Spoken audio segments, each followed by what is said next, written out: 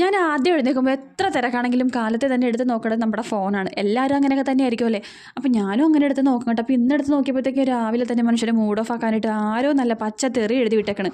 പക്ഷേ അക്ഷരാഭ്യാസം തീരെ കുറവാണ് കേട്ടോ. അത് പറയണമല്ലോ. കാരണം വെച്ചിട്ടുണ്ടെങ്കിൽ എല്ലാം അക്ഷരത്തെറ്റായിരുന്നു. പിന്നെ ഞാൻ പൂരിപ്പിച്ച് ഫില്ല് ചെയ്തെടുത്ത് കേട്ടോ.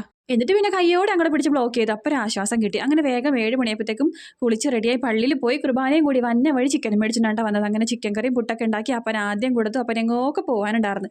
പിന്നെ അതിനുശേഷം ചേട്ടൻ പോയി പിള്ളേരൊക്കെ കൊണ്ടുവന്നപ്പോഴത്തേക്കും ഞാനതെല്ലാം എടുത്ത് ഡൈനിങ് ടേബിളിൽ വെച്ചിട്ടുണ്ടായിരുന്നു. അങ്ങനെ മക്കളൊക്കെ വന്നപ്പോഴത്തേക്കും ഞങ്ങൾ വേഗം തന്നെ പുട്ടും ചിക്കൻ കറിയും കഴിക്കാൻ വേണ്ടി ഇരുന്ന് കേട്ടോ. നമുക്ക് ഞായറാഴ്ച ആകുമ്പോഴത്തേക്കും ഒന്നെങ്കിൽ പുട്ടും ചിക്കൻ കറിയും അല്ലെങ്കിൽ പുട്ടും ബീഫും അങ്ങനെയൊക്കെ ആയിരിക്കും കേട്ടോ.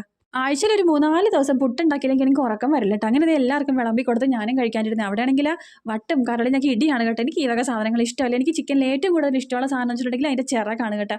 അങ്ങനെ ഞാൻ 2 കഷ്ണം ചിറകും പിന്നെ ഉരുളക്കിഴങ്ങും ഇത്തിരി ചാറൊക്കെ കൂട്ടി പുട്ട് കുഴച്ച് കഴിച്ചേ. അപ്പോൾ ഞാൻ രാവിലെ ചായ ഉണ്ടാക്കിയിട്ടുണ്ടായിരുന്നില്ല പുട്ട് കഴിക്കാൻ വേണ്ടി. അപ്പോൾ ചേട്ടനൊരു കട്ടൻ ചായ വേണമെന്ന് പറഞ്ഞിട്ട് അതേ ഇട്ട് കൊടുത്തു കേട്ടോ. അങ്ങനെ പിന്നെ നമുക്ക് ഉച്ചക്കത്തേക്ക് ഫ്രൈഡ് റൈസും ചില്ലി ചിക്കനും ഉണ്ടാക്കാമെന്നാണ് ഞാൻ ഉദ്ദേശിക്കുന്നത്. അപ്പോൾ അതിനുള്ള പച്ചക്കറികളൊക്കെ അരിയണം. അപ്പോൾ നമുക്ക് അടുത്ത